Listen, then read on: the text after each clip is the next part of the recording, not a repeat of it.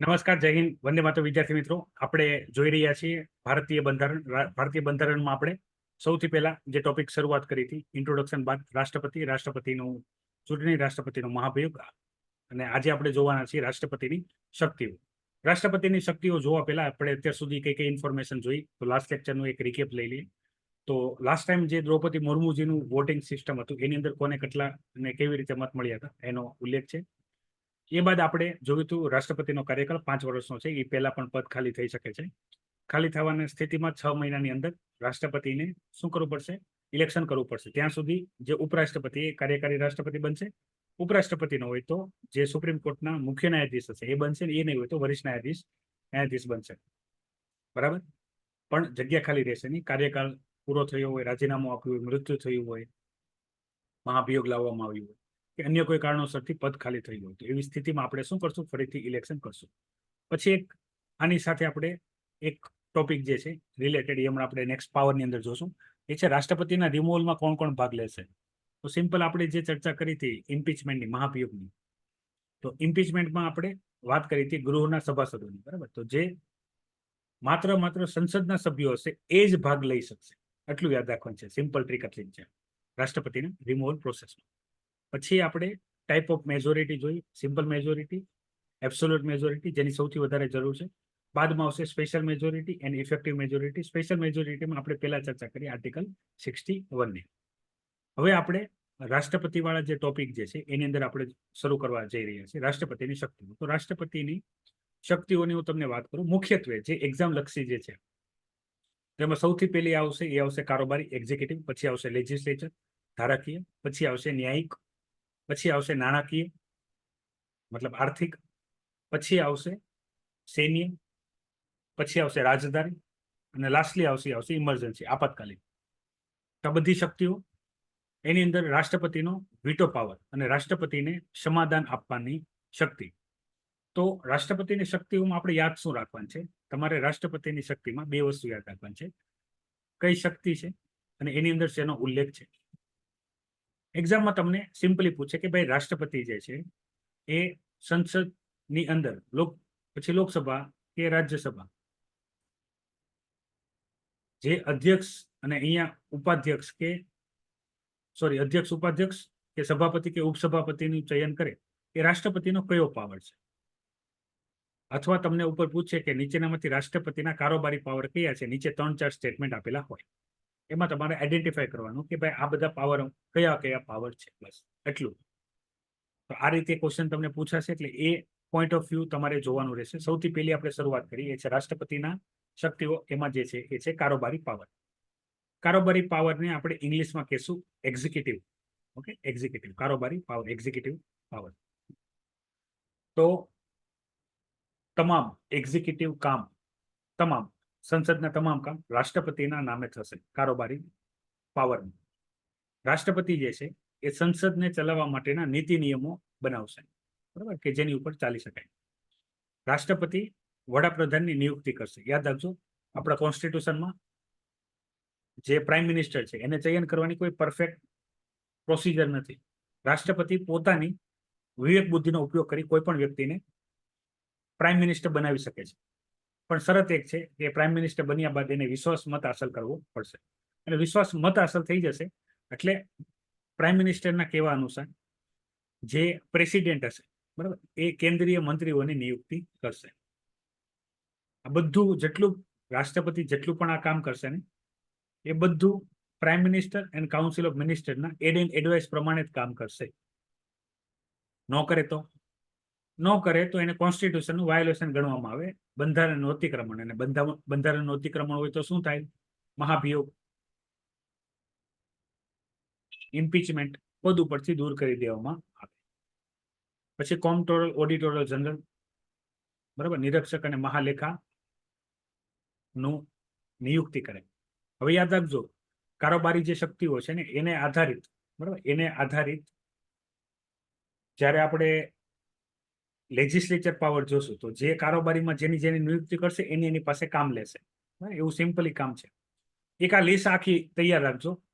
રાષ્ટ્રપતિ કોનું નિયુક્તિ કરે છે? તો વડાપ્રધાન આપણા યુનિયન એક્ઝિક્યુટિવ, પછી કાગનું કરશે, બરાબર, યુનિયન એક્ઝિક્યુટિવ મેં તમને કીધું હતું, કેન્દ્રીય કારોબારી.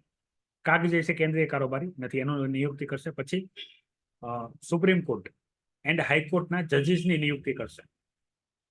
હાઈકોર્ટના જજમાં ગવર્નરનો રોલ આવશે, પણ હાઈકોર્ટના જજમાં બરાબર પ્રેસિડેન્ટ એન્ડ જે સુપ્રીમ કોર્ટના ચીફ જસ્ટિસ હશે બરાબર, એ બધાનો ઠીકઠાક પ્રેઝન્સ રહેશે. પછી મુખ્ય ચૂંટણી કમિશનર અત્યારે આવશે ને, ઇલેક્શન કમિશન ઓફ ઇન્ડિયાના જે ચીફ ઇલેક્શન કમિશનર છે એની નિયુક્તિ કરશે અને અન્ય એના મેમ્બરની નિયુક્તિ કરશે. પછી રાષ્ટ્રપતિ સંઘ જાહેર સેવા આયોગ બરાબર.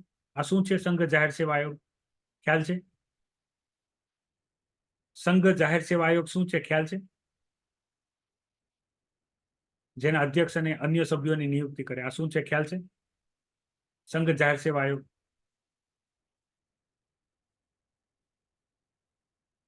એક્સેલન્ટ.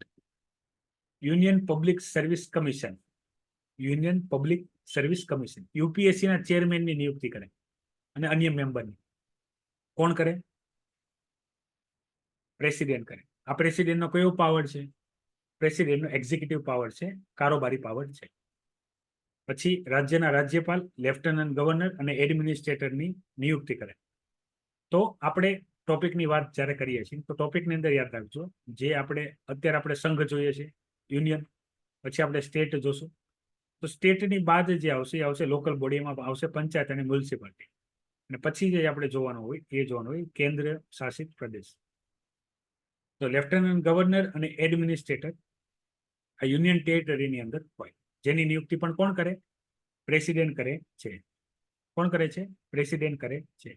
નાણાં પંચના અધ્યક્ષ બરાબર, ફાઇનાન્સ કમિશન, ફાઇનાન્સ કમિશનના ચેરપર્સન અને અન્ય સભ્યોની નિયુક્તિ કરે. ફાઇનાન્સ કમિશનનું એક નાનકડું એવું કામ લઈ લો. ફાઇનાન્સ કમિશન દર 5 વર્ષે ગઠન થાય બરાબર. એના અધ્યક્ષના આધારે એ ફાઇનાન્સ કમિશનનું નામ પડે. 15 થઈ ગયા છે, 16મું હમણાં થશે. જે ડિવિઝિબલ પુલ મતલબમાં જે સરકાર ટેક્સ કલેક્ટ કરે, કોણ? Central government. એમાંથી રાજ્યને કેટલો હિસ્સો આપવાનો બરાબર, એ ભાગલા પાડવાનું કામ કોણ કરે? ફાઇનાન્સ કમિશન છે. તો 15 ફાઇનાન્સ કમિશને રાજ્યનો જે હિસ્સો હતો એ 41% જાહેર કર્યો હતો બરાબર. હવે જોવાનું છે 16 ફાઇનાન્સ કમિશન શું કરશે. તો આ થઈ ગયા મેઇન પદ. આની સિવાય જેટલા પણ નેશનલ કમિશન છે બરાબર, એસસી, એસટી, એનસીબીસી, પછી મહિલા, વુમન બરાબર, પછી જે છે ઇન્ટરસ્ટેટ કાઉન્સિલ, આ બધાના અધ્યક્ષની પણ શું કરે છે? નિયુક્તિ કરે છે. કોણ? પ્રેસિડેન્ટ. આ થઈ ગયા પ્રેસિડેન્ટના એક્ઝિક્યુટિવ પાવર, પ્રેસિડેન્ટના કારોબારી પાવર. આ યાદ રાખવાનું છે, પ્રેસિડેન્ટ કોની કોની નિયુક્તિ કરે છે. એમાં અત્યારે સિમ્પલ લાગે છે, પણ આ વસ્તુ જ્યારે તમે અત્યારે માની લો તમે તૈયારી કરો છો, એક્ઝામને વર્ષ કે 2 વર્ષની વાર છે, તો આમાં કન્ફ્યુઝન થાય કે આ કારોબારી પાવર છે બરાબર કે ધારાકીય પાવર છે. કારોબારી પાવર છે કે ધારાકીય પાવર છે, એમાં કન્ફ્યુઝન થાય છે. તો ધારાકીય પાવર હવે જોવું. ધારાકીય પાવરને અંગ્રેજીમાં કહેવાય છે લેજિસ્લેચર પાવર. તો સત્રનો આરંભ કરવા માટે સમન પાઠવે. કોણ? રાષ્ટ્રપતિ. કોને? સંસદ સભ્યોને. ઉદાહરણ તરીકે આપણે લોકસભાનો ઉલ્લેખ જોઈએ. તો માની લો લોકસભામાં રિસેસ બાદ બરાબર, અવકાશ બાદ સત્ર બોલાવવાનું હોય, તો જે લોકસભાના જે સ્પીકર હશે બરાબર, અધ્યક્ષ હશે, એ પ્રેસિડેન્ટને રિક્વેસ્ટ કરશે સન્માન પાઠવવા માટે બરાબર, કે સત્રનું શરૂઆત કરવાની છે તો તમે સન્માન આપો. સન્માન એટલે એક આમંત્રણ જાય બધા એમપી પાસે કે ભાઈ આ દિવસે સત્ર આવવાનું છે, તો મેક્સિમમ લોકો હાજર થઈ જાય. પછી આવશે વિરામ. વિરામને અંગ્રેજીમાં કહેવાય છે પોરોગેશન. પોરોગેશન સત્રની શરૂઆત પ્રેસિડેન્ટના કહેવાનુસાર થશે અને વિરામ તે કોના કહેવાનુસાર થશે? એ થશે રાષ્ટ્રપતિના કહેવા અનુસાર બરાબર. પછી આવશે લોકસભાનો ભંગ કરી શકે છે. કોણ? રાષ્ટ્રપતિ. કોણ કરી શકે છે? રાષ્ટ્રપતિ. ક્યારે? કે જ્યારે કાઉન્સિલ ઓફ મિનિસ્ટર પ્રાઇમ મિનિસ્ટરની સલાહ સૂચન હોય ત્યારે, કે ભાઈ કોઈ પણ કારણોસર મેજોરિટી સાબિત થઈ શકે એમ નથી અને સરકાર ચાલી શકે એમ નથી. તો એવા કન્ડિશનમાં રિક્વેસ્ટ કરવામાં આવશે કોને? રાષ્ટ્રપતિને, કે તમે જે લોકસભા છે બરાબર, એનું શું કરી નાખો? ડિઝોલ્વ કરી નાખો, એટલે રદ કરી નાખો. લોકસભાને રદ કરી દેશે તો નવું લોકસભા ઇલેક્શન થશે બરાબર, નવી સરકાર આવશે મેજોરિટીમાં, તો ઠીકઠાક ચાલશે. રાજ્યસભાને ભંગ કરી શકાતી નથી, રાજ્યસભાને ડિઝોલ્વ કરી શકાતી નથી. પછી રાષ્ટ્રપતિ સંયુક્ત બેઠક બોલાવી શકે. સંયુક્ત બેઠક મતલબમાં લોકસભા અને રાજ્યસભાના બધા મંત્રીઓને એક સાથે બોલાવે. ડેડલોક વાળી સ્થિતિમાં, ડેડલોક મતલબમાં કોઈ બિલ હોય અગત્યનું હોય પણ એને 6 મહિના જેવો ટાઈમ પીરિયડ થઈ ગયો હોય અથવા બહુ મહત્વનું બિલ હોય પ્રજા માટે, તો એવા સ્થિતિમાં એ જોઈન્ટ સિટિંગ બોલાવી શકે છે. હવે જોઈન્ટ સિટિંગની એક બાબત યાદ રાખજો, જોઈન્ટ સિટિંગમાં સભાનું નેતૃત્વ કોણ કરશે? તો સ્પીકર કરશે. અહીંયા ધ્યાનથી સમજજો. જોઈન્ટ સિટિંગમાં જે નેતૃત્વ કરવાનું હોય, લોકસભામાં જે અધ્યક્ષ હશે લોકસભાના એ કરશે અને રાજ્યસભામાં આપણે જાણીએ છીએ વાઇસ પ્રેસિડેન્ટ જે ચેરમેન છે એ કરશે. જોઈન્ટ સિટિંગ જ્યારે હશે, યાદ રાખજો વાઇસ પ્રેસિડેન્ટનું પદ છે એ બીજું સર્વોચ્ચ પદ છે. આ એક ડિફરન્સ યાદ રાખજો. આવી બધી નાની નાની ફેક્ટ્સ વાળા ડિફરન્સ છે, જેટલા તમે ધ્યાનથી એકવાર સમજી ગયા અને યાદ રાખી લીધા એટલા તમને વધારે સરળ થઈ જશે. તો જોઈન્ટ સિટિંગમાં એનું જે સદન હશે એનું નેતૃત્વ અધ્યક્ષ કરશે, એની અનુપસ્થિતિમાં ઉપાધ્યક્ષ કરશે, એની અનુપસ્થિતિમાં ઉપાધ્યક્ષ કરશે. અને બંનેની અનુપસ્થિતિ હશે તો પ્રેસિડેન્ટ કોઈ વ્યક્તિને એ ગૃહના પ્રિસાઇડિંગ ઓફિસર, બરાબર, પીઠાસીન અધિકારી બનાવશે, વાઇસ પ્રેસિડેન્ટ નહીં કરે. આવું કેમ? વાઇસ પ્રેસિડેન્ટ બંધારણનું બીજું સર્વોચ્ચ પદ છે. જોઈન્ટ સિટિંગ થાય તો વાઇસ પ્રેસિડેન્ટને નેતૃત્વ કરવું પડે ને, પણ એવું નથી થતું. જોઈન્ટ સિટિંગ થાય, બહુ ઓછી વખત થાય છે, પણ જ્યારે થશે ત્યારે અધ્યક્ષ કરશે કે ઉપાધ્યક્ષ કરશે. અને આ બંને નહીં હોય, બંને ગેરહાજર હશે તો સદનમાંથી કોઈ વ્યક્તિને ચયન કરવામાં આવશે, એ કરશે, વાઇસ પ્રેસિડેન્ટ કરશે નહીં. આની સાથે જોડાયેલા જે તથ્ય છે એ આપણે ઉપરાષ્ટ્રપતિ વાળા ટોપિકમાં જોશું. અહીંયા હું તમને ઉલ્લેખ કરી દઉં છું, બરાબર. તમે રેગ્યુલર લેક્ચર જોશો તો પોલિટીના કોઈ પણ ડાઉટ તમારા બાકી રહેશે નહીં. આનું મુખ્ય કારણ જે છે કે ભાઈ જે વાઇસ પ્રેસિડેન્ટ છે, બરાબર, એને રાજ્યસભાના સભ્ય ગણવામાં આવતા નથી, બરાબર, રાજ્યસભાના સભ્ય ગણવામાં આવતા નથી. અને સદનની અંદર સભ્ય ગણવામાં આવતા નથી કારણ કે યાદ રાખજો, આપણે રાજ્યસભાના ચેરમેનનું આપણે ઇલેક્શન કરતા નથી. આપણે શું કરીએ છીએ? આપણે ઇલેક્શન કરીએ છીએ વાઇસ પ્રેસિડેન્ટનું, અને જે વાઇસ પ્રેસિડેન્ટ બને છે એ એક્સ ઓફિસો ચેરમેન હશે, બરાબર. એ શું હશે? એક્સ ઓફિસો ચેરમેન હશે. એટલે એને સદનના સભ્ય ના ગણવા હોવાથી જ્યારે જોઈન્ટ સિટિંગ હશે ત્યારે એને પ્રિસાઇડિંગ ઓફિસર તરીકે બેસાડવામાં આવશે નહીં. પણ બેસી શકે છે. કઈ રીતે? કે જો અધ્યક્ષ અને ઉપાધ્યક્ષ નથી તો હવે કોઈ વ્યક્તિનું ચયન કરવાનું છે કે જે સૌથી વધારે જાણકાર હોય, તો એવામાં વાઇસ પ્રેસિડેન્ટને પણ બનાવી શકાય છે. પણ વાઇસ પ્રેસિડેન્ટને આપણે સીધે મૂકી દેતા નથી. ઓકે, કે ભાઈ આવો અને બેસી જાઓ, એ રીતે નહીં. હા, વાઇસ પ્રેસિડેન્ટને બનવું હશે તો એ રાષ્ટ્રપતિ એનું ઠીકઠાક જે પ્રોસિજર હશે ફોલો કરીને એને બેસાડશે. હવે અહીંયા જો એક ઉલ્લેખ આપેલો છે કે લોકસભામાં અધ્યક્ષ અને ઉપાધ્યક્ષ અને રાજ્યસભામાં સભાપતિ અને ઉપસભાપતિની નિયુક્તિ કરશે. તો આપણે આના ટોપિકમાં એક વસ્તુ જોઈ ગયા કે ભાઈ સભાપતિનું તો આપણે ઇલેક્શન કરતા નથી, સભાપતિનું આપણે ઇલેક્શન કરતા નથી. તો આ રાષ્ટ્રપતિ આ નિયુક્તિ કરવાનું શું કહે છે? કારણ કે જો આખી પ્રોસિજર એ રીતે છે, હમણાં લોકસભા ઇલેક્શન થશે, લોકસભા ઇલેક્શન કમ્પ્લીટ થશે. પ્રોસિજર મગજમાં ધ્યાનથી રાખજો. જેવું લોકસભા ઇલેક્શન પૂરું થશે તો એની સાથે બધા મંત્રી ક્યાં જશે? સંસદમાં જશે. તો સંસદમાં જશે, એનું વેલકમ કરશે કોણ? રાષ્ટ્રપતિ. રાષ્ટ્રપતિ ઓપનિંગ સ્પીચ આપે દરેક જનરલ ઇલેક્શન બાદ. એ ઓપનિંગ સ્પીચ આપીને એક વ્યક્તિ, બરાબર, એને પ્રોટેમ સ્પીકર બનાવે. પ્રોટેમ સ્પીકરમાં એવું છે જે સૌથી વરિષ્ઠ હોય મેમ્બરમાં એને ઊભા કરી દે, અથવા જે નામી વ્યક્તિ હોય એને ઊભા કરી દે, એને પ્રોટેમ સ્પીકર કહેવાય. ટેમ્પરરી સ્પીકર, કામ ચલાવ. એને શપથ લેવડાવશે કોણ? રાષ્ટ્રપતિ. પછી રાષ્ટ્રપતિ એને શપથ લેવડાવશે. એ બધા સંસદ જે લોકસભાના જે સદસ્ય હશે, સંસદ સભ્ય, એને શપથ લેવડાવશે. પછી એ લોકો ક્યાં બેસશે? એ લોકો બેસશે સદનમાં. અને સદનમાં બેસવાની સાથે સૌથી પહેલા જે અધ્યક્ષ, બરાબર, મતલબ સ્પીકરનું ઇલેક્શન કરશે. એક વ્યક્તિને નોમિનેટ કરશે, એમાં વોટિંગ થશે, સિમ્પલ મેજોરિટી પ્રેઝન્ટ વોટિંગ, મતલબ જેને વધારે મત મળશે સ્પીકર બની જશે. પછી અધ્યક્ષ હશે, એ ઉપાધ્યક્ષનું ઇલેક્શન કરાવશે. આ બધી વાત થઈ ગઈ નોર્મલ પ્રોસિજર. હવે અહીંયા રાષ્ટ્રપતિના જે ધારાકીય શક્તિ છે એમાં શું છે કે ભાઈ સદનને કાર્ય કરવા માટે નીતિ નિયમો બનાવશે કે જેથી સદનનું કાર્ય થઈ શકે. અને સદનનું કાર્ય રૂકાવટ વગર થાય એ પણ જોવાની જવાબદારી કોની રહેશે? રાષ્ટ્રપતિની રહેશે. યાદ રાખજો, રાષ્ટ્રપતિ છે એ સંસદનું અભિન્ન અંગ છે, બરાબર. સંસદના 3 ભાગ છે, લોકસભા, રાજ્યસભા અને પ્રેસિડેન્ટ. તો કોઈ કારણોસર અધ્યક્ષ હાજર નથી, કોઈ કારણોસર ઉપાધ્યક્ષ હાજર નથી, તો એવા સ્થિતિમાં સદનનું કાર્ય થઈ નહીં શકે. તો રાષ્ટ્રપતિ એક વ્યક્તિને એ દિવસના અધ્યક્ષ બનાવશે. ઓકે, પરમનન્ટ એ જ દિવસના, કારણ કે અધ્યક્ષ કે ઉપાધ્યક્ષ હાજર નથી એ કારણોસર. એવી જ રીતે સભાપતિ ના હોય તો ઉપસભાપતિ હશે, પણ સભાપતિ અને ઉપસભાપતિ બંને ગેરહાજર હોય એવા સ્થિતિમાં રાજ્યસભાના કોઈ એક મેમ્બરને શું બનાવી દેશે, એ દિવસના પ્રિસાઇડિંગ ઓફિસર બનાવી દેશે.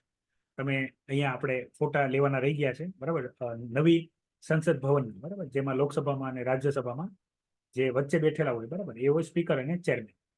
તમે જૂના વિડીયો જોયા હશે. જૂના વિડીયો મતલબમાં ઘણી વખત આવા વિડીયો તમે જોયા હશે જેમાં મોદીજી, બરાબર, સંસદની અંદર ઉભા ઉભા બોલતા હોય, અમિત શાહ બોલતા હોય, સ્પીકર બેસાડતા હોય, બરાબર, ધનકરજી છે, બરાબર, ધનકરજી બેસાડતા, ભાઈ બેસી જાઓ, અવાજ કરો, 2 મિનિટ બોલવાનો ટાઈમ આપે, 5 મિનિટ બોલવાનો ટાઈમ, એ રીતે આ બધો વહીવટ ચાલતો. એ વહીવટ ઇઝીલી અને સ્મૂથલી ચાલે એની માટે વ્યવસ્થા કરતા હોય છે. પછી એક ધારાકીય શક્તિઓમાં આવશે, એ આવશે કે ભાઈ એ ઇલેક્શન કમિશન ઓફ ઇન્ડિયા સાથે મળીને, બરાબર, ડિસ્ક્વોલિફિકેશન મતલબ કઈ ગેરરીતિ આચરે તો એને સભાપત ખાલી કરી શકાય, અને ઇલેક્શન રિલેટેડ નિયમો બનાવશે પણ પ્રેસિડેન્ટ અને ઇલેક્શન કમિશન ઓફ ઇન્ડિયા ભેગા થઈને. પછી રાષ્ટ્રપતિ છે એ 12 સભ્યોને નામાંકિત કરે છે, ક્યાં, રાજ્યસભામાં. તો આની અંદર તમારે યાદ રાખવાનું છે, એક છે લિટરેચર, બરાબર, જેને આપણે કહીશું સાહિત્ય. પછી એક આવશે સાયન્સ, બરાબર, વિજ્ઞાન.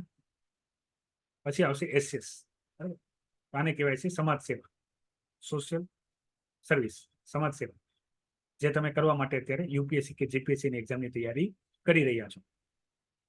આની પછી આવશે એ આવશે આર્ટ, બરાબર, આર્ટ, કળા. તો આમાંથી ટોટલ 12 મેમ્બરોને નોમિનેટ કરશે. રાજ્યસભામાં જવાના રસ્તા સરળ છે કમ્પેરેટિવલી લોકસભા કરતા, બરાબર. લોકસભામાં જવાના રસ્તા અઘરા ગણાય, રાજ્યસભામાં સહેલા ગણાય. કઈ રીતે? તો માની લો કોઈ વ્યક્તિ નામી છે, જેનું બહુ નામ છે, બરાબર, લોકો એને માને છે, તો એવા કોઈ પણ વ્યક્તિને રાજ્યસભામાં મોકલી શકાય છે રાજ્યમાંથી. ઉદાહરણ તરીકે સૌજીભાઈ ધોળકિયા, બરાબર, એના મોટા ભાઈ, બરાબર, ગોવિંદ ધોળકિયા, એ બધા સમાજસેવી છે, આપણે જાણીએ છીએ, ગુજરાત માટે ઘણી બધી સેવાનું કામ કરે છે ગોવિંદ ધોળકિયા, બરાબર, જેની એક ભગત તરીકે છાપ છે સુરતમાં. તો એ વ્યક્તિને આ વખતેના રાજ્યસભા ઉમેદવાર જાહેર કરવામાં આવ્યા હતા, અને બધા ઉમેદવાર જીત્યા હતા ગુજરાતથી રાજ્યસભામાં ઇઝીલી જવા માટે. તો આ ઇલેક્શનનું ફેક્ટરથી આ રીતે જઈ શકે છે. બીજું જે છે એ છે આ 12 મેમ્બર. તો તમે તમારા ફિલ્ડમાં પછી સમાજ સેવા હોય, વિજ્ઞાન હોય, કળા હોય, સાહિત્ય હોય, એમાં તમારું ઉત્કૃષ્ટ પ્રદાન હોય, તો એવા સ્થિતિમાં પણ તમને રાજ્યસભા મેમ્બર બનાવી શકાય છે. હવે આની સાથે એક વસ્તુ યાદ રાખજો, રાષ્ટ્રપતિનું રિમૂવલ પ્રોસેસ, ઇમ્પીચમેન્ટ જે છે, પ્રેસિડેન્ટ ઇમ્પીચમેન્ટ, એમાં કોણ કોણ લોકો ભાગ લેશે. તો આની પહેલાના જે ટોપિક હતું એમાં મેં તમારી સાથે વિગતવાર વાત કરી હતી કે ભાઈ રાષ્ટ્રપતિના ઇલેક્શનમાં કોણ કોણ ભાગ લેશે. તો બધા ઇલેક્ટેડ મેમ્બર. કેવા? બધા ઇલેક્ટેડ મેમ્બર, લોકસભાના, રાજ્યસભાના, બરાબર, 543, 233, બરાબર, અને વિધાનસભાના ઇલેક્ટેડ મેમ્બર. આ લોકો ભાગ લેશે ઇલેક્શનમાં. રિમૂવલમાં કોણ કોણ ભાગ લેશે? રાષ્ટ્રપતિના રિમૂવલમાં કોણ કોણ ભાગ લેશે? તો રિમૂવલમાં ખાલી લોકસભા અને રાજ્યસભાના મેમ્બર જ ભાગ લેશે, અને બધા ઇલેક્ટેડ અને નોમિનેટેડ, બરાબર, ઇલેક્ટેડ અને નોમિનેટેડ. તો જે આ 12 વ્યક્તિનું નોમિનેશન એ રાષ્ટ્રપતિ કરે છે, એ લોકો પણ રાષ્ટ્રપતિના રિમૂવલમાં ભાગ લેશે, બરાબર. તો એક શાયરી તમે સાંભળી હશે, એનું એક બહુ સત્ય અહીંયા આવશે કે ભાઈ હમકો તો અપનો ને લૂંટા ગેરો में कहां दम था, हमको तो अपनों ने लूटा गैरों में कहां दम था, अपनी कश्ती डूबी वहां जहां पानी कम था. જે 12 લોકોને નોમિનેટ પ્રેસિડેન્ટ કરે છે, એ જ પ્રેસિડેન્ટને રિમૂવ કરવા માટે આ લોકો વોટ કરી શકે છે. ઓકે, કરે છે એમ નથી કરતા, કરી શકે છે જો પ્રેસિડેન્ટની ઉપર જે આરોપ લગાવેલો હોય એ સત્ય છે. આમાં યાદ રાખજો, વિધાનસભાના સભ્યો ભાગ લેતા નથી. ખાલી એક અપવાદમાં યાદ શું રાખવાનું છે, નોમિનેટેડ મેમ્બર, બરાબર, એ રાષ્ટ્રપતિના ઇલેક્શનમાં ભાગ નથી લેતા પણ રિમૂવલમાં લે છે, બરાબર. હવે આવા જે ક્વેશ્ચન હશે એ તમને ફિલિમ્સમાં સ્ટેટમેન્ટ વાઇઝ પૂછાશે. રાષ્ટ્રપતિના ઇલેક્શનમાં કોણ ભાગ લે છે, મતલબ નીચેનામાંથી કોણ ભાગ લે છે, નીચે ઓપ્શન આપેલા હશે. જે રાષ્ટ્રપતિના રિમૂવલમાં કોણ ભાગ લે છે, આવી રીતે સેપરેટ પૂછે તો કોઈ વાંધો નથી. આનાથી અઘરો ક્વેશ્ચન એ રીતે પૂછી શકે છે, નીચેનામાંથી કયું સ્ટેટમેન્ટ સાચું છે, પછી સ્ટેટમેન્ટ આપ્યા, અથવા નીચેનામાંથી કયું સ્ટેટમેન્ટ ખોટું છે. લાસ્ટલી આપણે પ્રેસિડેન્ટ વાળો ટોપિક, પાર્લામેન્ટ વાળા ટોપિક પછી હું જે અગત્યના જે ક્વેશ્ચન છે, બરાબર, એ હું તમારા માટે પ્રેક્ટિસ માટે આપીશ. ઓકે, જેનું આપણે એક આખો ક્વેશ્ચન આન્સરિંગ સેશન થશે, રિવિઝન થશે, બરાબર. આપણે એક ક્લાસની અંતર્ગત તો આપણે રિવિઝન કરીએ છીએ બધા લેક્ચર, કે કદાચ કોઈ જૂના વિદ્યાર્થી ગયો લેક્ચર જોવાનો રહી ગયો હોય તો પણ આ લેક્ચરમાં કોઈ તકલીફ ના પડે. પછી આપણે એક આખા ટોપિકનો બરાબર પાર્ટ 5 આખો પૂરો થઈ જશે. સંસદ ઓકે સોરી યુનિયન સંઘ જે છે આખો પૂરો થઈ જશે ત્યારે એક આખો રિવિઝન કરશું આપણે. રિવિઝન સેશન રહેશે. પછી આપણે એમાં ક્વેશ્ચન જોશું બરાબર. એટલે તમારી પ્રેક્ટિસ એ થાય. અને તમને જે બુક આપવામાં આવેલી છે તો એ બુકની અંદર એ પાછળ પ્રેક્ટિસ ક્વેશ્ચન આપેલા છે યુપીએસસી જીપીએસસી અને અન્ય બધી એક્ઝામ. તો તમે એ પણ અત્યારથી સોલ્વ કરી શકો છો. ટોપિક વાંચી શકો છો, ક્વેશ્ચન સોલ્વ કરી શકો છો. તો તમારા કોઈ ડાઉટ હોય તો પણ ક્લિયર થઈ જાય. તો રાષ્ટ્રપતિના 2 પાવર આપણે જોયા, કારોબારી અને ધારાકીય. આમાં કોઈ ડાઉટ છે? મુખ્ય કાર્ય યાદ રાખવાના છે. બહુ ડિટેલમાં જવાની જરૂર નથી. જેટલું બેઝિક જરૂરી છે એટલું યાદ રાખો બરાબર. આ પોઈન્ટ જ છે. આની સિવાયની ડિટેલ નોટ્સ તમને બુક્સની અંદર આપેલી જ છે, મટીરિયલની અંદર આપેલી જ છે. કોઈ ડાઉટ છે? આ 2 પાવરમાં કોઈ ડાઉટ છે? ઓકે, હવે જો ધારાકીય પાવરની અંદર યાદ રાખજો, કાગની અપોઇન્ટમેન્ટ કોણ કરે છે? કોમ્પ્ટ્રોલર ઓડિટર જનરલની અપોઇન્ટમેન્ટ કરે છે પ્રેસિડેન્ટ. તો એ એન્યુઅલ ફાઇનાન્શિયલ સ્ટેટમેન્ટ રજૂ કરાવશે સંસદમાં. કોણ? રાષ્ટ્રપતિ. આને આપણે સામાન્ય શબ્દોમાં બજેટ કહીએ છીએ. બજેટની પેલા મૂકેલું હોય. આની અંદર શું હોય કે સરકાર જે પણ બજેટમાં પ્રાવધાન કર્યા હોય એ મુજબ સરકાર આખું વર્ષ ખર્ચ કરે. એ ખર્ચ બરાબર કર્યો છે કે નથી કર્યો એના બધા ડેટા કાગ રાખે અને એ પ્રસ્તુત કરે રિપોર્ટ. પછી એક આવે ફાઇનાન્સ કમિશન પાસે રિપોર્ટ પ્રસ્તુત કરાવે. અને યુપીએસસી બરાબર, યુપીએસસીમાં દર વર્ષે કેટલા વિદ્યાર્થી ફોર્મ ભરે છે બરાબર.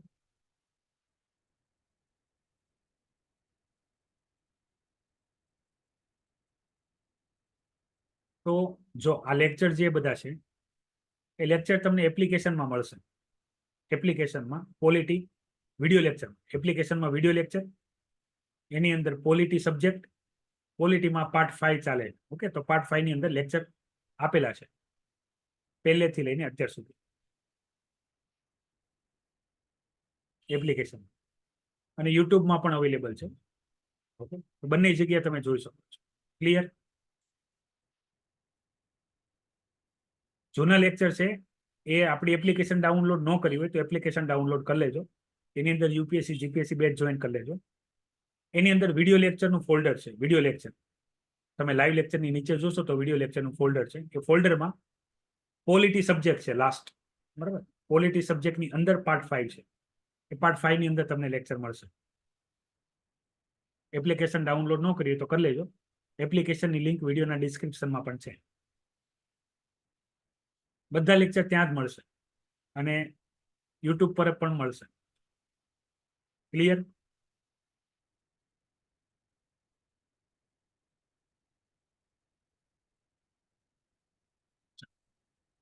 તો આ થઈ ગયા રાષ્ટ્રપતિના ધારાકીય શક્તિ. તો ધારાકીય શક્તિમાં એક જે અગત્યનું છે એ છે અધ્યાદેશ વટહુકમ, જેને અંગ્રેજીમાં આપણે કહીશું ઓર્ડિનન્સ. હવે ઓર્ડિનન્સ સમજવા પહેલા આપણે ફરીથી ઇન્ટ્રોડક્શન વાળા લેક્ચરમાં મેં તમને વાત કરી હતી કે કોઈ પણ બિલ છે બરાબર, એમાંથી એક્ટ કઈ રીતે બને છે. તો બિલ પ્રસ્તુત કરવામાં આવશે લોકસભામાં બરાબર. લોકસભામાંથી બિલ પાસ થશે પછી જશે રાજ્યસભામાં, પછી જશે રાજ્યસભામાં. રાજ્યસભામાં પણ બિલ પાસ થઈ જશે તો જશે પ્રેસિડેન્ટ પાસે સાઇન થવા.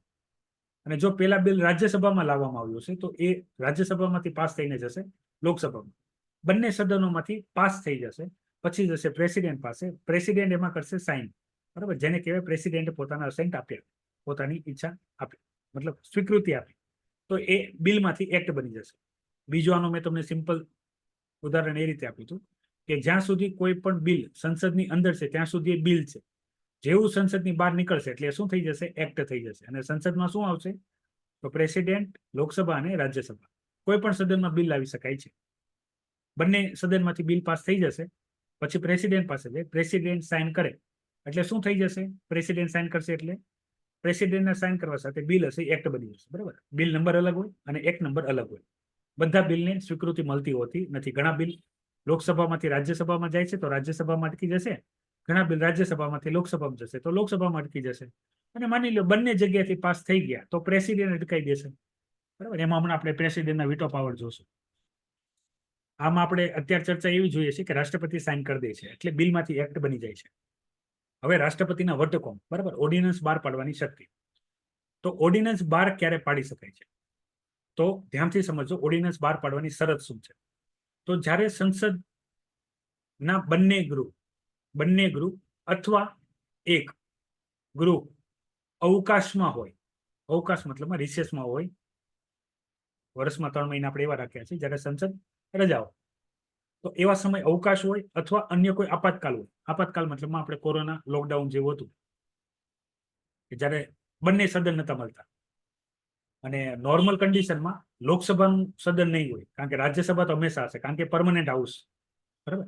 તો એક કે બંને સદન કાર્યરત ના હોય અથવા રિસેસ હોય, તો એવી સ્થિતિમાં રાષ્ટ્રપતિ પાસે પાવર છે શેનો? વટહુકમ બહાર પાડવાનો.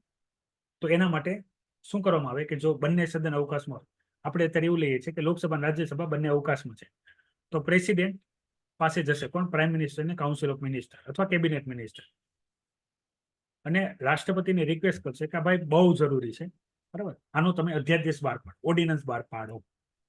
તો રાષ્ટ્રપતિ કહેશે કે હા ભાઈ હું ઓર્ડિનન્સ બહાર પાડી દઉં છું, પણ જ્યારે સદન મળે, સદનની પહેલી બેઠક થાય, બરાબર, પહેલી બેઠક થાય, તો પહેલી બેઠક થવાની સાથે 42 દિવસની અંદર,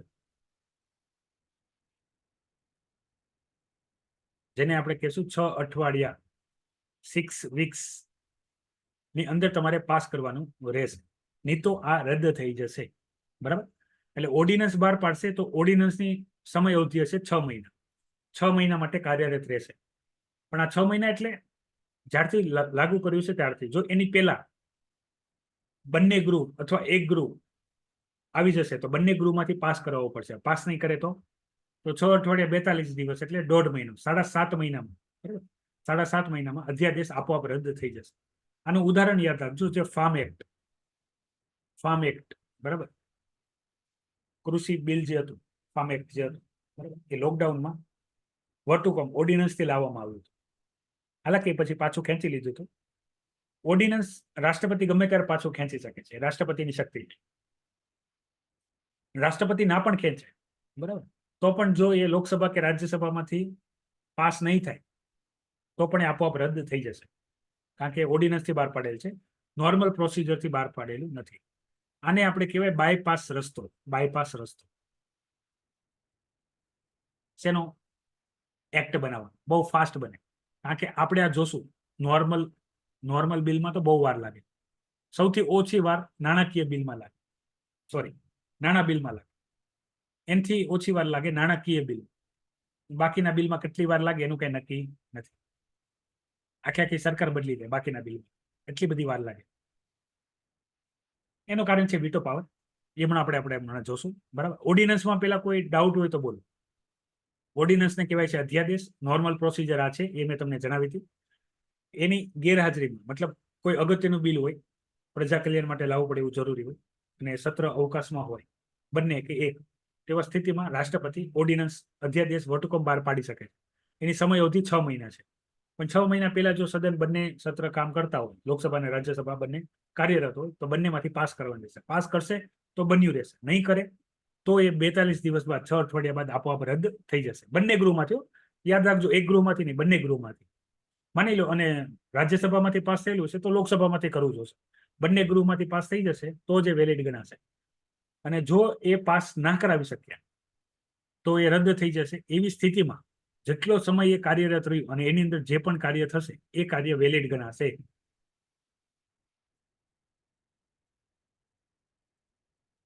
વટહુકમ બહાર પાડવાથી લઈને વટહુકમ રદ થાય એ વચ્ચે જેટલું પણ એ બિલથી કામ થશે, કામ બધું વેલિડ ગણાશે, બરાબર. હા, પછી કરવામાં આવે તો એને ચેલેન્જ કરી શકાશે, પણ એ પહેલા નહીં. ઓર્ડિનન્સ ખ્યાલ આવી ગયું?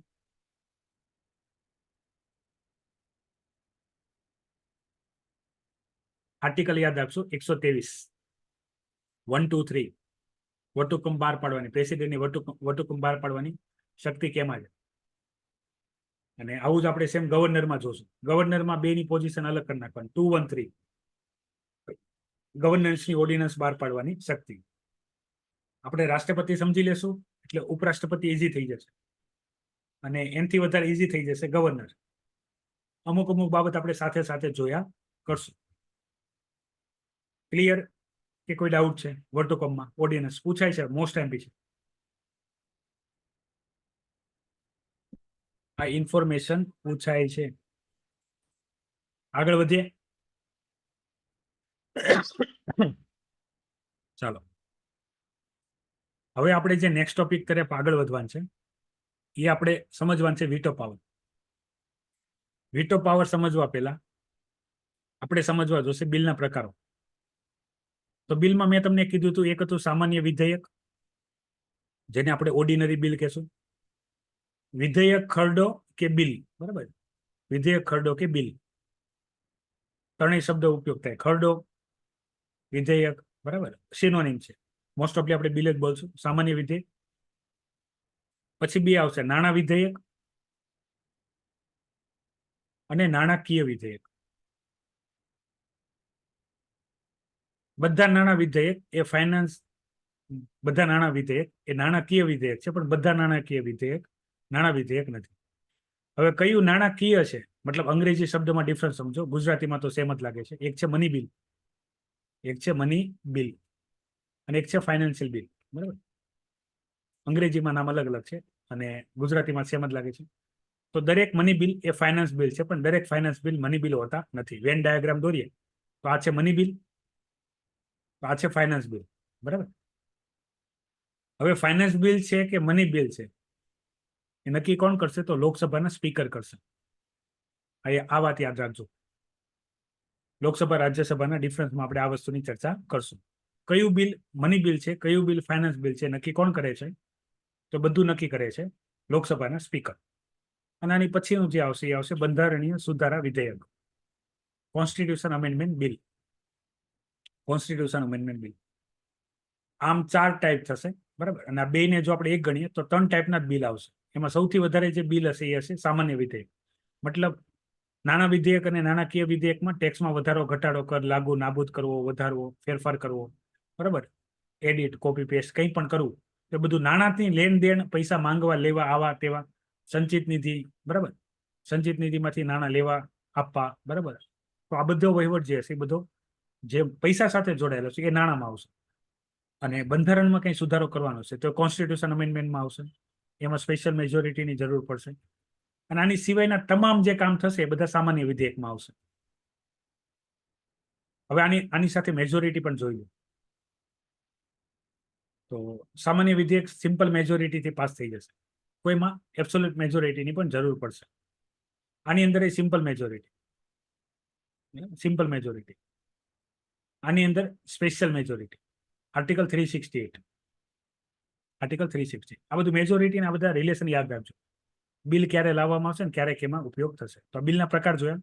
હવે આપણે જો વીટો પાવર. વીટો પાવર મતલબમાં શક્તિઓ, બરાબર, જેને આપણે કહીએ છીએ હુકમનો હેતુ.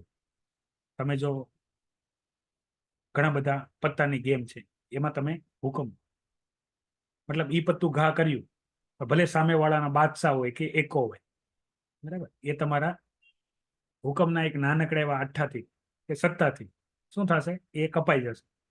તો એવી રીતે રાષ્ટ્રપતિ આપણે જોયું બિલ વાળી સ્થિતિમાં આપણે જોયું શું કે કોઈ પણ બિલ હશે એ લોકસભા અને રાજ્યસભા બંને સદનમાંથી પાસ થઈને કોની પાસે જશે? પ્રેસિડેન્ટ પાસે જશે. તો નોર્મલ કન્ડિશનમાં પ્રેસિડેન્ટ સાઇન કરી દે છે તો એ એક્ટ બની જશે. આને કહેવાય રાષ્ટ્રપતિની સ્વીકૃતિ. રાષ્ટ્રપતિએ હા પાડી. હવે આપણે જે જોવાનું છે એ જોવાનું છે રાષ્ટ્રપતિ ના પાડે. ના પાડે એને કહેવાય એબ્સોલ્યુટ વીટો, બરાબર, જેને ગુજરાતીમાં આપણે કહેશું અત્યંતિક વીટો. મતલબ ના પાડી દીધી, જાઓ સાઇન નથી કરી, હાઈ કરી લે. આવી રીતે નહીં, એની એક પર્ટિક્યુલર પ્રોસિજર છે. પ્રોસિજર અનુસાર પ્રોસિજરથી વિરુદ્ધ કરશે તો કોન્સ્ટિટ્યુશનનું વાયોલેશન, બરાબર, બંધારણનું અતિક્રમણ, બંધારણનું ઉલ્લંઘન, ઇમ્પીચમેન્ટ. એટલે રાષ્ટ્રપતિને ખબર હોવી પડે કેમાં ના પાડી કેમાં નહીં. એની એક અમુક શરતો છે, એ શરતો પ્રમાણે. હાલાકી એક નૈતિકતા પણ એક જરૂરી છે, બરાબર, કે ભાઈ શરતો જે હોય તે દેશ વિરોધી છે તો અમે કરશું નહીં.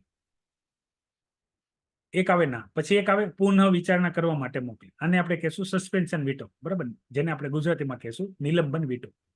પછી હાઈ નો પાડે કે નાઈ નો પાડે, હાઈ નો પાડે કે નાઈ નો પાડે, બરાબર. આને આપણે કહેશું પોકેટ વીટો, જેબી વીટો. બરાબર. અમેરિકા પાસે 4 પ્રકારના વીટો છે પ્રેસિડેન્ટ પાસે. ક્વોલિફાઈડ વીટો એક ચોથો છે, ભારતમાં નથી. ભારતમાં 3 છે. ભારતમાં આમ ગણો તો સૌથી વધારે ભારતમાં શું થશે કે મોસ્ટ ઓફલી કેસમાં પ્રેસિડેન્ટ સાઇન કરી જ દેશે. ઓકે.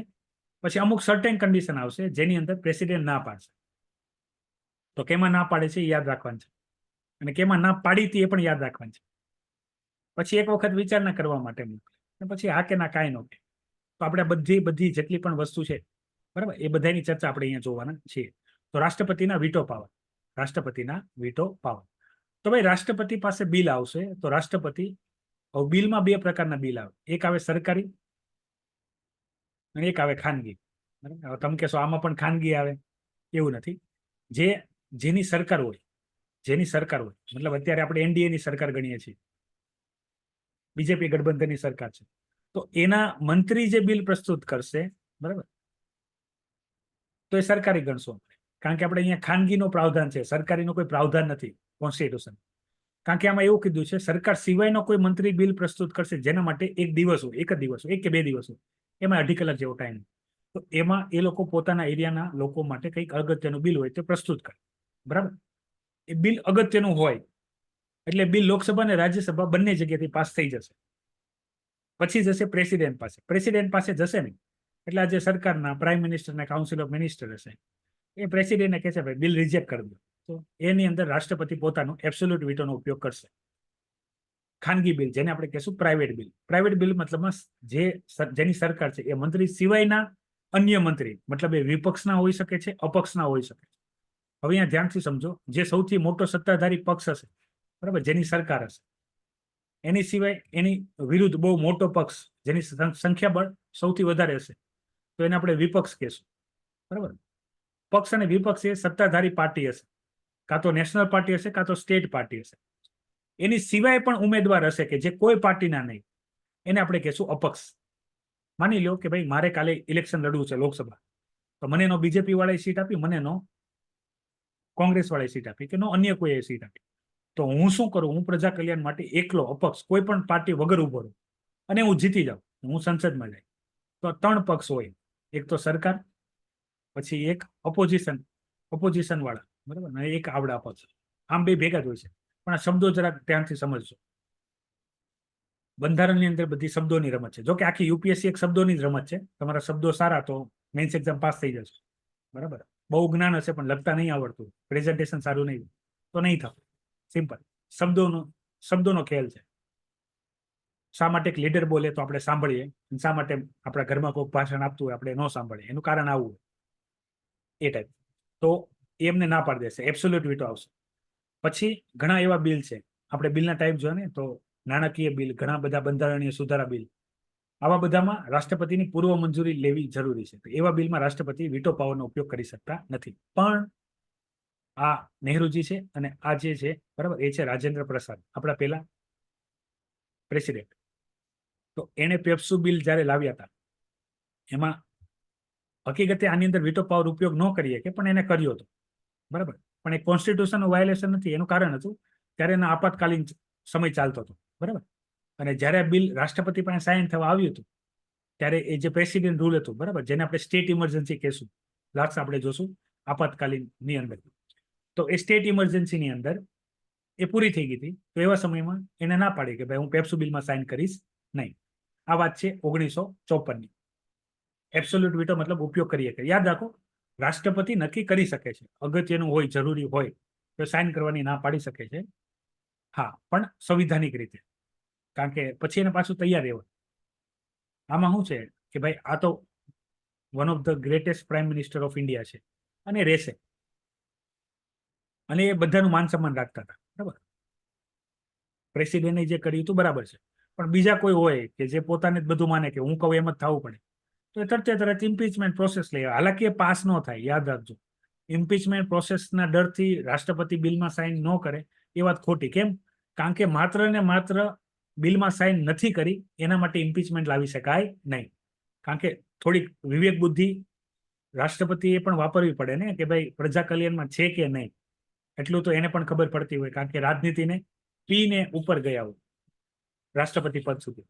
મોસ્ટ ઓફલી કેસમાં યાદ રાખજો, જે બંધારણના સર્વજ્ઞાતા હોય છે એને પ્રેસિડેન્ટ બનાવવામાં આવે છે, અને જેની પોલિટિકલ કોઈ મહત્વકાંક્ષા ના હોય, ધ્યાનથી યાદ રાખજો, રાષ્ટ્રપતિ એવા વ્યક્તિને બનાવવામાં આવે છે કે જેની પાસે બંધારણનું નોલેજ હોય, પ્લસ એની કોઈ રાજનીતિક ઈચ્છા ના હોય. એટલે મોસ્ટ ઓફલી બહુ હાઈ એજડ વ્યક્તિ, હાઈ એજડ અને હાઈ એક્સપિરિયન્સ અને સોશિયલ સર્વિસમાં એક નામાંકિત વ્યક્તિ હોય, જેની એક છાપ ન્યુટ્રલ વ્યક્તિની હોય, એવાને રાષ્ટ્રપતિ બનાવાય છે. આ સેમ કોન્સેપ્ટ આપણે ગુજરાતના મુખ્યમંત્રી માટે વાપરીએ છીએ કે બહુ ખાલી ઠીકઠાક પદ ઉપર રહી અને બહુ અપેક્ષા ન કરે, એવાને મુખ્યમંત્રી બનાવો, એટલે ગુજરાતનું શાસન ચાલ્યા કરે.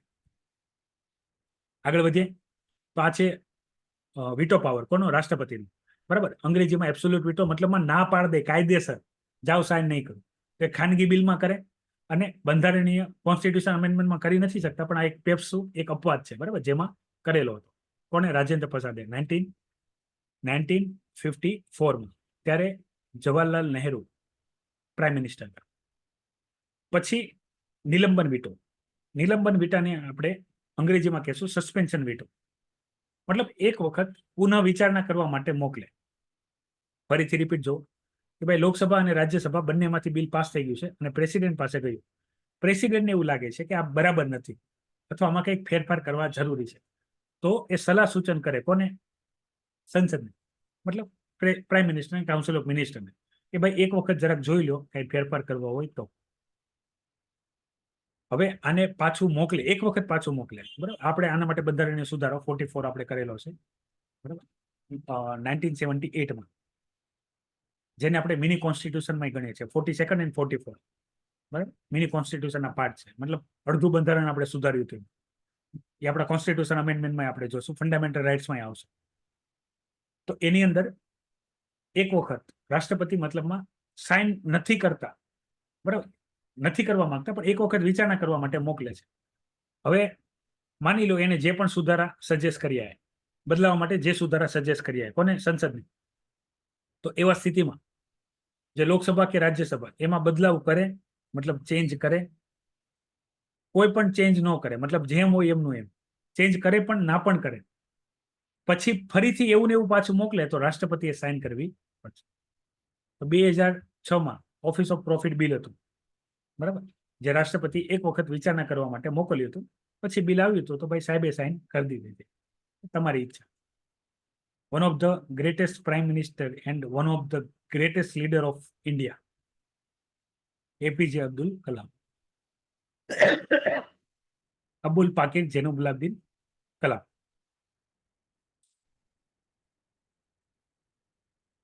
પછી આવશે જેબી વીટો.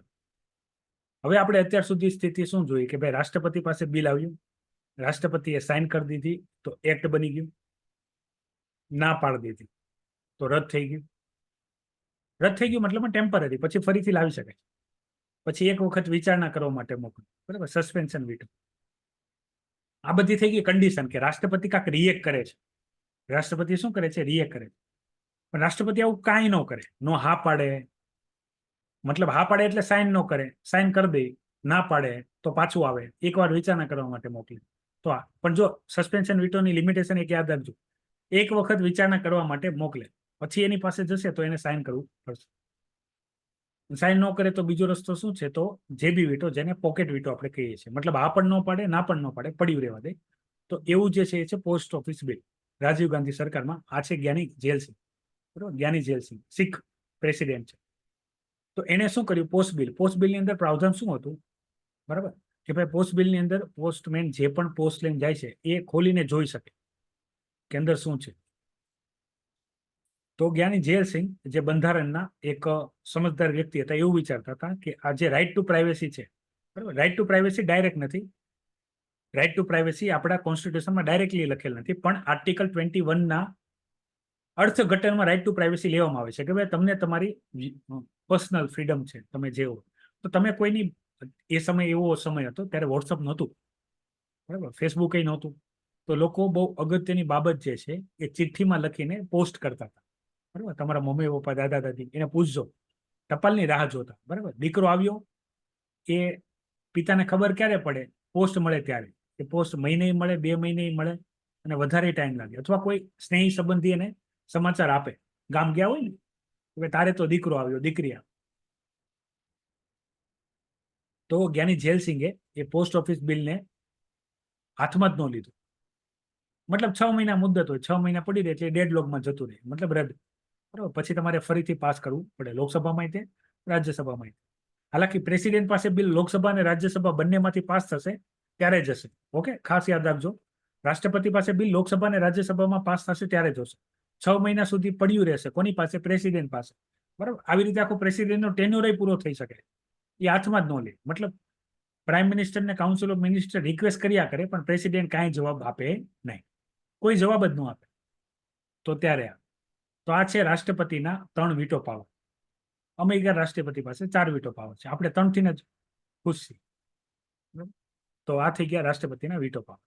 અને વીટો પાવર, હવે આ જે લેજિસ્લેચર પાવર પૂરા થયા, હવે આવશે નાણાકીય પાવર. નાણાકીય પાવર, નાણાકીય પાવરમાં સિમ્પલ વસ્તુ યાદ રાખવાની છે. એમાં છે રાષ્ટ્રપતિની પૂર્વ મંજૂરી વગર નાણાં બિલ લાવી શકાતું નથી.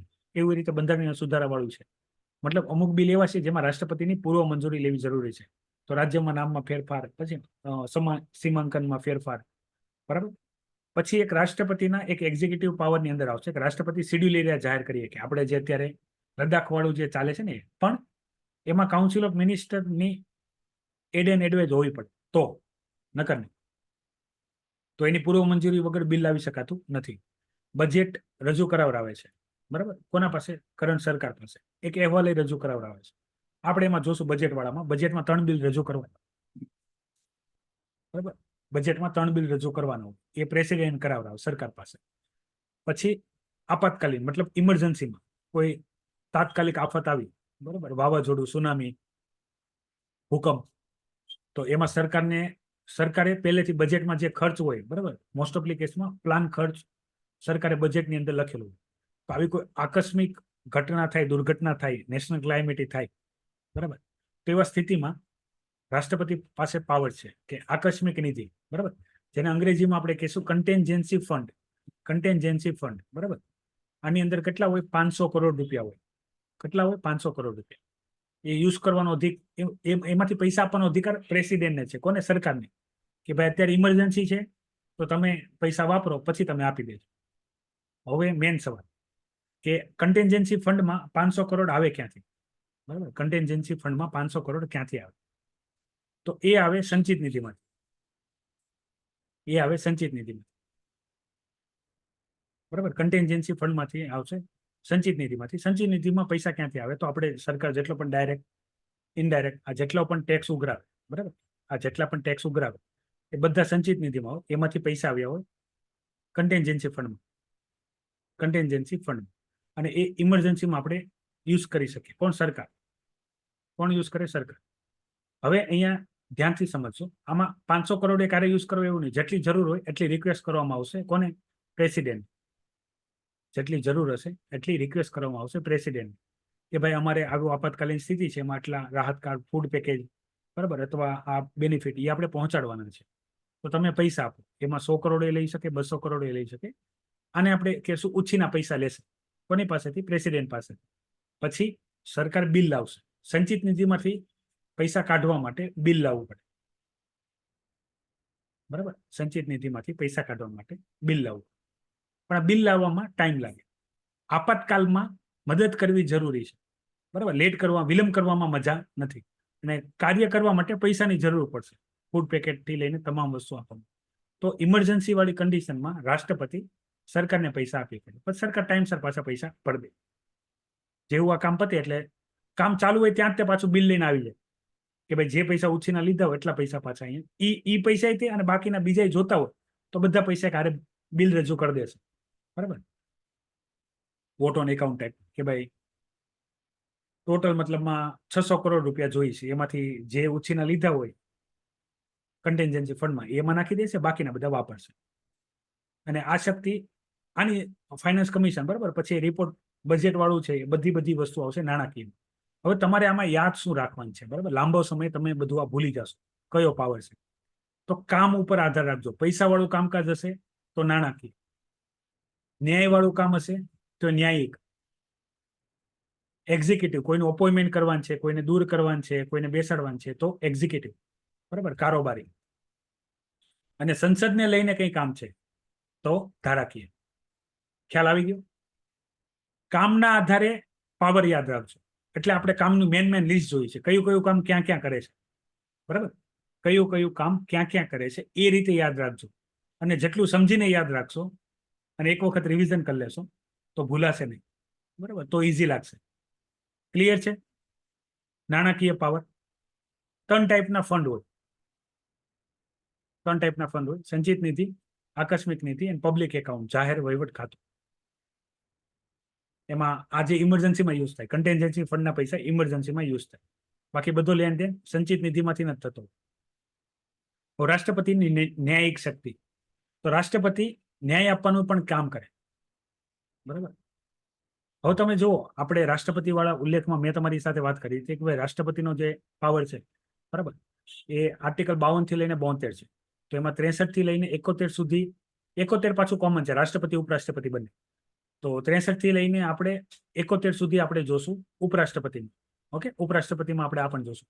તો 72 ની અંદર પાવર છે ન્યાયિક પાવર. ન્યાયિક પાવરમાં આપણે બે જોવાનું છે કે ભાઈ ન્યાય કરે કોણ? રાષ્ટ્રપતિ. રાષ્ટ્રપતિ શું કરશે? ન્યાય કરશે. તો આપણે ભારતના બંધારણમાં ન્યાયિક સિસ્ટમ છે, એની એક હેરાર્કી છે: supreme court, high court, district court અને અધર કોર્ટ. ઓકે, તો આપણે જાણીએ છીએ અપીલ જ્યુરિડિક્શન, મતલબ તમે કોઈ ડિસ્ટ્રિક્ટ કોર્ટમાં કેસ કર્યો, એમાં તમને શાંતિ ન મળે તો તમે હાઈકોર્ટમાં અપીલ કરી શકો, એમાં પણ ન મળે તો સુપ્રીમ કોર્ટમાં કરી શકો. આ ન્યાયિક વ્યવસ્થા. એ વ્યવસ્થામાં ન્યાયિક પાવરની અંદર બની શકે કે જે વ્યક્તિ પ્રેસિડેન્ટ હોય એ બંધારણ કે કાયદાના નિષ્ણાંત ના હોય ને. એક સમાજસેવી વ્યક્તિ હોય, એ એક આસ્તિક હોઈ શકે છે, આધ્યાત્મિક હોઈ શકે છે, મતલબ પ્રભુ સેવા, બરાબર, સમાજ સેવા, પ્રભુ સેવા, એવું કામ કરતો એ વ્યક્તિ એટલો બધો ચાલાક ના હોય, એને કોન્સ્ટિટ્યુશન નોય વાંચ્યું હોય. હા ભાઈ, કામ શું કરવાનું છે ખબર હોય, કામ કઈ રીતે થાય ખબર, પણ બધી બાબત તો ના ખબર હોય. હવે કાલ ઉઠીને આપણે સાયબર સિક્યુરિટી બિલ લઈને આવીએ તો એ બિલ બરાબર છે કે નહીં એ ના ખબર હોય. તો રાષ્ટ્રપતિ જે ન્યાયના નિષ્ણાંત છે, સુપ્રીમ કોર્ટ, બરાબર, એની પાસે સલાહ માંગી.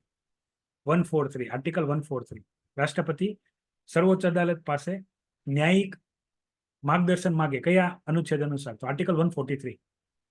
હા, સુપ્રીમ કોર્ટ આપવાની ના પાડી શકે, એ મતલબ માહિતી આપે પણ ના પણ આપે.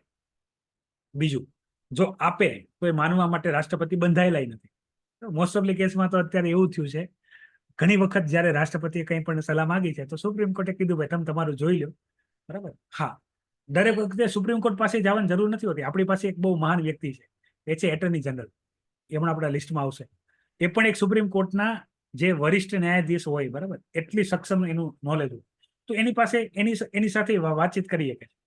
તો પણ એને કોઈ ડાઉટ હોય તો એ પૂછી શકે છે. હવે આખી વાતમાં બરાબર, ઉદાહરણ યાદ રાખજો. જ્યારે આર્ટિકલ 370 રિમૂવ કરવાની હતી ત્યારે રાષ્ટ્રપતિએ ઔપચારિક રીતે, બરાબર, સુપ્રીમ કોર્ટની સલાહ માંગી હતી કે ભાઈ અમારે આ 370 રિમૂવ કરવાનું છે કોન્સ્ટિટ્યુશનલી, તો પ્રોસિજર જરાક તમે ફોલો અમે કરીએ છીએ, જરાક જોઈ લો. એટર્ની જનરલે તો ગ્રીન સિગ્નલ આપ્યું હતું, પણ છતાં પણ એને એકવાર રાહદારી વાળી વ્યવસ્થા કીધી હતી. તો આ બેઝિક છે, બરાબર. હવે આની સિવાયના આપણે જે ન્યાયિક શક્તિમાં આપણે હકીકતે જે ઇન્ફોર્મેશન જોવાનું છે એ છે સમાધાન આપવાના પાવર કોના? રાષ્ટ્રપતિની. આ બેઝિક માહિતી છે. એની સિવાય આ વસ્તુ, બરાબર, આપણે નેક્સ્ટ લેક્ચરથી સ્ટાર્ટ કરશું ન્યાયિક પાવર. અને આની પછી એક ઇમરજન્સી વાળું અગત્યનું છે. બાકી સૈન્ય પાવર અને પછી વિદેશી, બરાબર, જે ડિપ્લોમેટ્સ તરીકેના પાવર છે એ સિમ્પલ છે, એમાં કંઈ વધારે નથી. તો સમા, લઘુકરણ, પરિહાર, વિરામ અને પ્રિવિલંબન, આ બધામાં ડિફરન્સ શું છે? કયા પાવર પ્રેસિડેન્ટ પાસે છે, કયા પાવર ગવર્નર પાસે છે, બરાબર, એ આપણે જોશું. ન્યાયિક પાવર એ પૂછાય છે, વિટો પાવર પૂછાય છે, ન્યાયિક પાવર પૂછાય છે, ઇમરજન્સી વાળા પાવર પૂછાય છે. ઇમરજન્સી આખું ચેપ્ટર છે, પણ પ્રાઇમરી ઇન્ફોર્મેશન આપણે જોશું. તમારાથી વિદાય લેવા પહેલા ફરીથી એકવાર કોઈ ડાઉટ હોય તો પેલા જણાવી દો, નહીં તો લેક્ચરને વિરામ આપીએ. આ માહિતી તમારે લાઈવ જોવા માટે એકેડમીની એપ્લિકેશનમાં યુપીએસસી અને જીપીએસસી બેચ તમારે જોઈન કરવો પડશે, જેમાં સવારે 8 થી લઈને 9 તમે આ લાઈવ લેક્ચર જોઈ શકો છો, અને રેકોર્ડિંગ તમને એપ્લિકેશનમાં અવેલેબલ રહેશે. ચાલો, કોઈ ડાઉટ હોય તો જણાવો, નહીં તો લેક્ચરને વિરામ આપીએ. જય હિન્દ, વંદે માતરમ. એની ડાઉટ્સ?